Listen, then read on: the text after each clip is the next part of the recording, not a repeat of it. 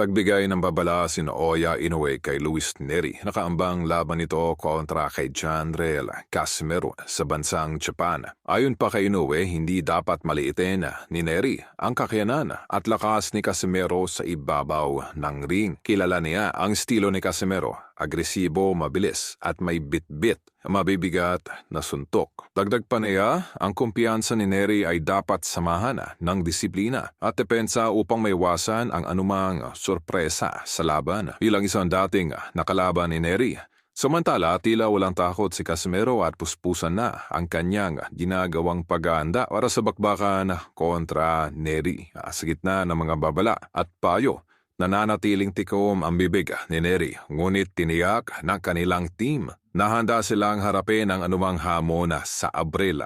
Ang inaabangang laban ay tiyak na magbibigay ng matinding aksyon.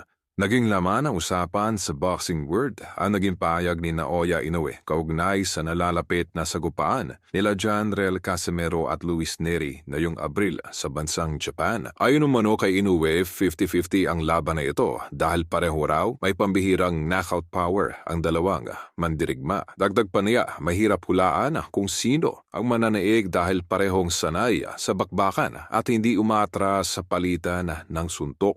Kilala si Casimero sa kanyang agresibong pressure at biglaang pagsabog ng suntok. Habang si Neri naman ay may reputasyon sayang tapusin ang laban sa isang maling galaw ng kalaban. Para kay Inoue, hindi raw tatagala sa scorecards ang laban dahil mataas ang posibilidad may bumagsak. Excited na umano ang buong Japan sa nasabing laban. At ayon sa mga Japanese fans, siguradong may matutulog sa dalawa sa oras na magsalpukan ang kanilang mga kamao. Inaasahan ang isang tunay na slugfest na puno ng aksyon mula umpisa hanggang huli. Sa dami ng nagsasabing parehong maangas at walang takot ang dalawang fighter.